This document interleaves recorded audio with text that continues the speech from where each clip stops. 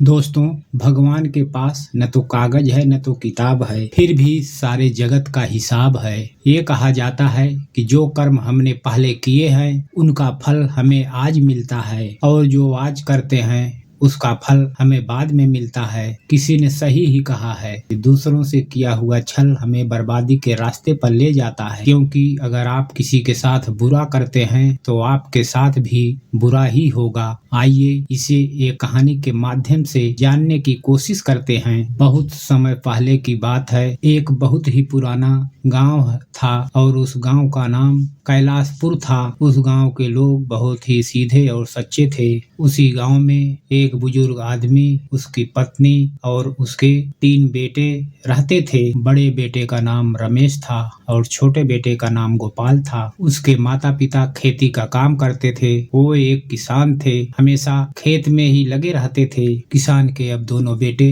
बड़े हो चुके थे। किसान का बड़ा बेटा रमेश गोपाल को देखकर हमेशा जलता रहता था। गोपाल स्वभाव का बहुत अच्छा था, वह सबकी मदद करता रहता था। उसके दिल में कोई छल कपट नहीं था, सबके लिए दया और आदर भाव था। और रमेश का स्वभाव ऐसा था कि उसके लिए किसी के भी दिल में कुछ भी दया नहीं थी और वह अपने माता पिता से भी ठीक से बात नहीं करता था। वह हमेशा दूसरों का अनादर करता और नुकसान करता रहता था। धीरे धीरे काफी वक्त गुजर गया। रमेश और गोपाल के माता पिता का देहांत हो गया। उसके माँ बाप इस दुनिया में नहीं रहे। रमेश उस वक्त नहीं था और वह दूसरे शहर गया हुआ था। जैसे उसे यह सब मालूम हुआ, वह सब काम धंधा छोड़कर जल्दी जल्दी अपने घर वापस आ गया। रमेश को विश्वास ही नहीं हो रहा था कि अब उसके माता पिता इस दुनिया में नहीं रहे। रमेश और गोपाल ने उनका अंतिम संस्कार किया और वो दोनों बहुत दुखी थे।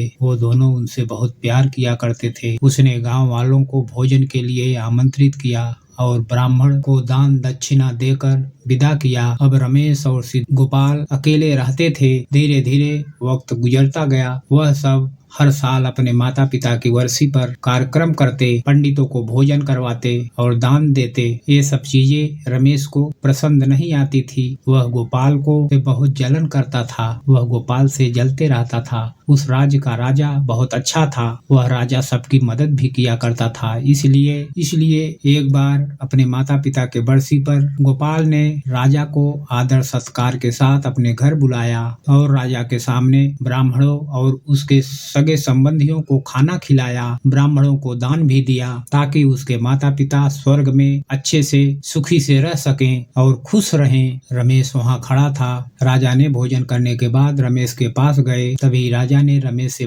पूछा, तुम्हारा भाई अपने माता पिता के लिए इतना कुछ करता है और तुम ऐसा क्यों नहीं करते हो? आखिर वो भी तुम्हारे माता पिता थे। क्या तुम्हें ये समझ नहीं आता? तुम भी अपने माता पिता के लिए कुछ कर सकते हो। रमेश ने राजा से कुछ नहीं कहा और चुपचाप वहाँ से चला गया। रमेश को गुस्सा आ रहा था क्योंकि राजा ने उसकी बेइज्जती की, क्योंकि गोपाल अब सबकी नजरों में अच्छा बन गया था, क्योंकि राजा ने जाने से पहले उसकी तारीफ की थी। और रमेश अब चुपचाप खड़े देख रहा था और वो उसको ये सब देखा नहीं जा रहा था। और अब रमेश ने गोपाल से अपने अपमान का बदला लेने के विषय में सोचने लगा था। 1-2 महीने बीत जाने के बाद एक रात रमेश योजना बनाता है, उसे कैसे भी करके रास्ते से हटाना होगा। अगले दिन से रमेश ढोंग करना शुरू करता है। नगर के सामने जोर जोर से चिल्लाने लगता है और यह दिखावा करता है कि उसके माता पिता के गुजर जाने के बाद वह बहुत अकेला हो गया और दुखी है। और सब लोगों से कहता है कि मेरे माँ बाप मेरे सपने में आए थे, वह स्वर्ग में खुश नहीं है। वह कह रहे थे कि कोई वहां जाकर उन्हें खाना बनाकर खिलाए, उनकी सेवा करे, वह तभी खुश रहेंगे। उन्होंने कल रात सपने में कहा था कि मेरे भाई कबीर को मेरे पास भेज दो, वह उनकी बहुत सेवा करता है, वह इनके साथ बहुत खुश रहेंगे, तभी उनकी आत्मा को शांति मिलेगी। उन्होंने ऐसा कहा मुझसे। यह मामले की बात राजा तक पहुंच गई और राजा खुद वहां आता है। राजा ने ज्यादा सोचा नहीं, उसे लगा कि रमेश सच कह रहा है और कहते हैं यह तो अच्छी बात है। कबीर को, गोपाल को अपने माता पिता की सेवा करने का मौका मिल रहा है और मिले, क्यों ना, इतने साल थे जो पुण्य कर रहा है। राजा कहते हैं लेकिन इसके लिए तो गोपाल को मरना पड़ेगा। गोपाल को यह समझ आ गया था वह यह सब केवल उसे फंसाने की चाल है, क्योंकि उसका भाई उससे नफरत करता है। लेकिन वह फिर भी सब लोगों से कहता है, चलो ठीक है, इस बहाने मैं अपने माता पिता की सेवा करता हूँ। वह राजा से कहता है, महाराज आप अगले दिन नदी किनारे एक नाव का बंदोबस्त कराएं। मैं नाव से कूदकर अपनी जान दे दूंगा और फिर स्वर्ग में जाकर अपनी माता पिता खूब सेवा करूंगा और उन्हें खुश रखने की कोशिश करूंगा। राजा ने कहा, ठीक है, अगले दिन इन सभी चीजों की व्यवस्था कर दिया जाएगा और उसने मरने के लिए तैयारी शुरू कर दी। रमेश यह सब देखकर मन ही मन बहुत खुश था। अगले दिन गोपाल ने जैसा राजा से कहा था उसके मुताबिक राजा ने नदी के किनारे एक नाव का बंदोबस्त कर दिया। राजा और सारे गांव वाले भी वहां आ गए थे। गोपाल आखिरी बार उस गांव और सब लोगों को देखता है, फिर नदी में कूद जाता है और सारे गांव वालों को पता चल जाता है कि गोपाल अब इस दुनिया में नहीं है और वह स्वर्ग की ओर चला गया है अपने माता पिता की सेवा करने के लिए। रमेश बहुत खुश था कि उसका एकलौता भाई अब इस दुनिया में नहीं रहा। जो भी जमीन और वसीयत है अब वह सब मेरा है, मैं ही इसका मालिक बनूंगा। और धीरे धीरे काफी दिन गुजर गए। एक दिन अचानक से राजा के दरबार के बाहर गोपाल बैठा हुआ था और जोर जोर से रो रहा होता है। राजा के सिपाही ने देखा कि गोपाल वहां बैठा रो रहा है। पहले तो सब डर रहे थे उसके पास जाने से। फिर कुछ देर बाद सिपाही पूछते हैं, यह चमत्कार कैसे हुआ? तुम जिंदा कैसे हो? गोपाल मौन रहा। फिर सिपाही उसे दरबार में ले गए। सिपाही गोपाल को लेकर आ रहे होते हैं। राजा उसे जिंदा देखकर बहुत हैरान हो जाते हैं और गोपाल से पूछते हैं। तब तक गोपाल राजा को बताता है, महाराज मैं स्वर्ग में गया था, मैंने देखा मेरे माता पिता अभी भी खुश नहीं है। वह मेरे पास गुस्सा हो रहे हैं और कह रहे थे, तुम्हें तो खाना बनाना भी नहीं आता, तुम तो हमारी सेवा भी ठीक से नहीं करते हो, तुमसे अच्छा तो रमेश है, तुमसे अच्छा खाना बना लेता है और वह हमारा ख्याल भी रखेगा। तुम जाओ और उसे भेज दो। राजा कहता है, अगर ऐसा है तो गोपाल तुम जाओ और रमेश को भेज दो, तो इसके लिए रमेश को अब मरना पड़ेगा। राजा अपने कुछ सैनिकों को भेजता है और वह रमेश के पास जाते हैं और कहते हैं कि महाराज ने तुम्हें राज दरबार में बुलाया है।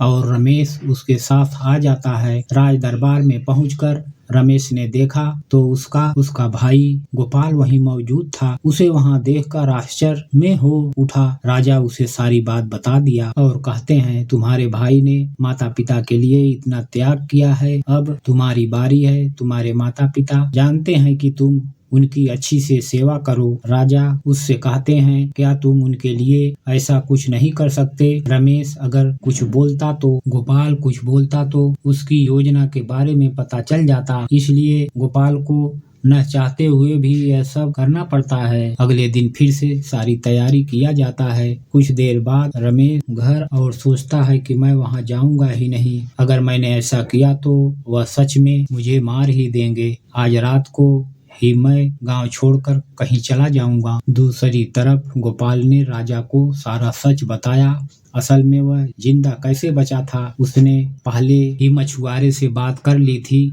जब गोपाल नदी में कूदा तो थोड़ी ही देर बाद मछुआरे ने उसकी जान बचा ली थी, जिससे उसकी जान बची और वह 1 महीने तक नगर से दूर रहा और किसी को भी नहीं पता चला कि वह जिंदा है। फिर सही समय पर राज में लौट आया। वह यह सब सिर्फ इसलिए किया क्योंकि वह उसके भाई रमेश को एक सबक सिखाना चाहता था। इधर रमेश शहर छोड़कर जाने की योजना बना चुका था। अपने योजना के अनुसार वह रात के अंधेरे में ही घर छोड़कर भाग जाता है। वह घर छोड़कर कुछ दूर गया ही था कि तभी राजा के कुछ सैनिकों की नजर उस पर पड़ती है और उसे रोकने का प्रयास करते हैं। रमेश और सैनिकों के बीच हाथापाई और लड़ाई शुरू हो जाती है। रमेश को सैनिकों ने पकड़ लिया। रमेश गुस्से में आकर एक सैनिक के सिर पर एक लकड़ी से मारता है। चोट लगने से उसकी वहीं पर मौत हो जाती है। रमेश ने जो सारी बात राजा को बताई थी वह रमेश को माफ करने वाले ही थे, लेकिन जैसे ही राजा को यह बात मालूम पड़ती है कि रमेश गांव से भाग रहा था और उसने एक सैनिक की हत्या कर दी है। यह सारी बातें जब राजा को पता चलती है, वह अब रमेश पर और ज्यादा गुस्सा हो जाता है और राजा आकर उसे मृत्यु दंड का आदेश दे देता है। अगले सुबह उसे नाव से धक्का देकर मारने का जारी कर दिया जाता है।